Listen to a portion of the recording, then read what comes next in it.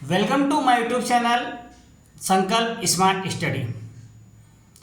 पिछला video RPF constable और RPF SI के रिलेटेड था और आज का वीडियो होगा जलियांवाला बाग हत्याकांड, आधुनिक भारत का एक ज्वलंत टॉपिक। इसके बारे में बहुत कम लोगों को पता है,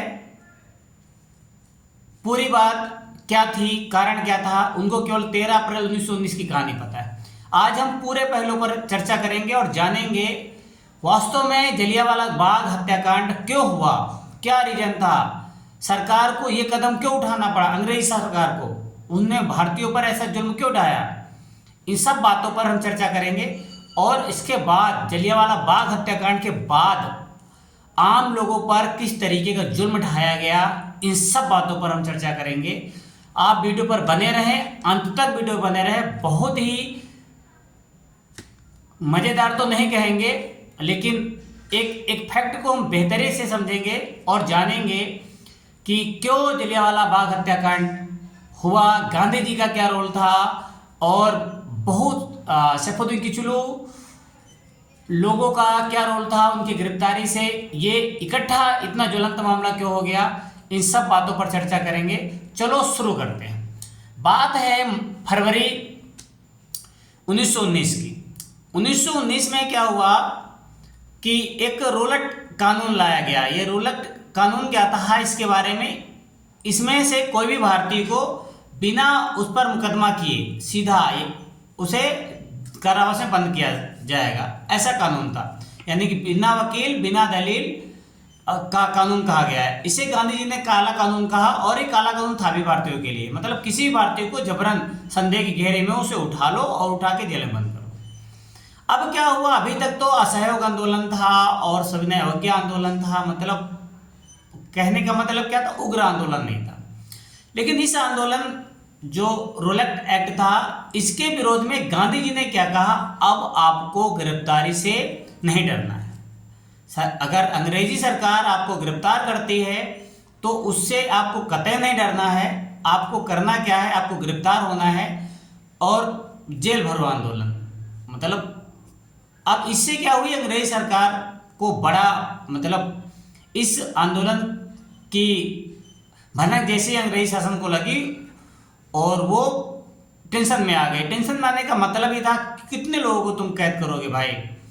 अब हुआ क्या, जैसे ये प्लान हुआ, इसके पहले दिल्ली, बम्बई और बहुत वेरियस जगह में 13 अप्रैल 1919 के पहले बहुत सारे जगह पर गोलीबारी हुई, बहुत सारे लोग मारे गए, बहुत दंगे हुए, लाठियों से पीटा गया लोगों को। बट क्या हुआ, यह 13 अप्रैल 1919 को यहाँ पर जो जितने भी स्वतंत्रता सेनानी थे, सैफुद्दीन किचलू और डॉक्टर सत्यपाल की गिरफ्तारी के विरोध में उन्होंने पंजाब को चुना और जलियांवाला बाग जो 3 तरफ से मकानों से घिरा हुआ था और एक ही रास्ता था, इसमें से बहुत भारी, मतलब बहुत बड़ा मैदान था। ये काफ़ी सारे लोग यहाँ पर इकट्ठा हो सकते थे।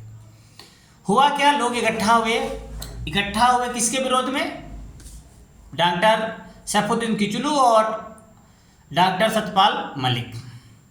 अमृतसर में बाग है जलियांवाला बाग, यहाँ इकट्ठा हुए। जैसे इकट्ठा हुए, एक फौजी कमांडर जनरल डायर ने क्या किया, उन्होंने अपने 3 तरफ से तो घिरा ही था और एक तरफ ना सैनिक दस्ता लगा दिया और उन निहत्थे लोगों पर गोलीबारी बहुत ही बेदर तरीके से चालू कर दी और तब तक गोलीबारी जारी रखी जब तक उनकी गोलियां खत्म नहीं हो गई। बहुत तगड़ा नरसंहार था, बहुत सारे लोग मारे गए और इसके बाद मार्शल लॉ लगा दिया गया। यहाँ पर बहुत सारे निहत्थे लोगों पर गोलियां चलाई गई, बहुत सारे निहत्थे लोग मारे गए। कुछ लोग इस भीड़ से बाहर होना भी चाहते थे लेकिन वो चाह कर भी बाहर नहीं हो पाए, बिकॉज ऑफ 3 तरफ से मकानों से घिरा बाग था और एक तरफ सैनिक दस्ता था, मतलब उन्हें निकलने भी नहीं दिया गया और उन पर बहुत ही बेरहमी से गोलीबारी की गई। एक उदार वकील शिव स्वामी अय्यर ने कहा कि मतलब इतना ये रेपुटेड वकील थे और इनको नाइट की उपाधि भी मिली थी पंजाब सरकार, वो अंग्रेज सरकार से। उन्होंने कहा जलियांवाला बाग में लोगों को बिखरने का अवसर दिए बिना ही उन पर गोलीबारी जारी कर दी गई। ये किसी भी तरीके से अच्छा नहीं था। और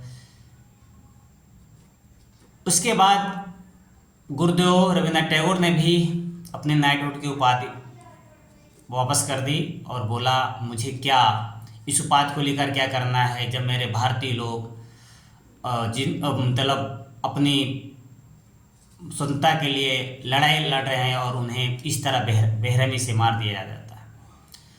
और उन्होंने कहा मैं अपने भारतीयों के साथ खड़ा हूँ, ऐसा स्टेटमेंट दिया था रविन्द्रनाथ टैगोर ने। अब बात आती है मार्शल लॉ की। मार्शल लॉ के बाद क्या हुआ? मार्शल लॉ के बाद क्या हुआ, लोगों को जिस पर भी शक है उसे ज़बरदस्ती क्या किया जाता था, उठा लिया जाता था। और उठाने के बाद कुछ लोगों को 16 मील पैदल चलाया जाता था और कुछ लोगों को यानी कि कहा जाता है 500 छात्रों प्रोफेसरों को गिरफ्तार करके नज़रबंद कर दिया गया। और 5 से 7 साल के स्कूली बच्चों को झंडे के सामने सलामी देने के लिए बोला जाता था। और बता दें 6 सप्ताह तक बादशाही मस्जिद पर ताला लगा दिया गया। 6 सप्ताह बाद खुला था ताला। और बात कर दें एक विवाह मंडली थी, उस पर कोड़ों की मार चलाई गई। स्कूल में जो भी बड़े लड़के थे उनको जबरन पकड़ के उन पर बहुत सारे अत्याचार किए जाते थे। सड़क पर घुटनों का बल चलाया जाता था। 15-15 घंटे खुली गाड़ियों में रखा जाता था।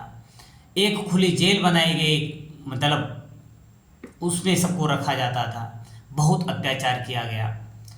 और हवाई जहाज़ से मतलब उन पर गोलियां बरसाई गई। मतलब मार्शल लॉ लगाने के बाद यानी कि बहुत ही अत्याचार किया गया लोगों पर। जलियांवाला बाग हत्याकांड में तो लोगों को मारा ही गया। उसके बाद मार्शल लॉ से इतने लोगों को पीड़ित किया गया, कुछ कहने की बात नहीं। जबरन लोगों को, जो भी बड़े स्कूल में बच्चे मतलब बड़े बच्चे थे, उनको जबरन पकड़ करके जबरन पर लाठियाँ बरसाना, मतलब कोड़े बरसाना, खुले सड़क पर घुटनों के बल चलाना, मतलब बहुत ही अत्याचार किया गया। और अंग्रेजी शासन को उखाड़ फेंकने के लिए भारतीयों ने जिस तरीके से अपना खून बहाया, भारतीयों ने जिस तरीके से अपने प्राण न्यौछावर किए इस जलियांवाला बाग हत्याकांड में, वो सैल्यूट के काबिल है। Thank you so much. मैंने बताया जलियांवाला बाग हत्याकांड के बारे में, बहुत सारे लोग मारे गए, मेरी भी आंखें नम हो गई। मतलब बहुत ही अत्याचार किया गया।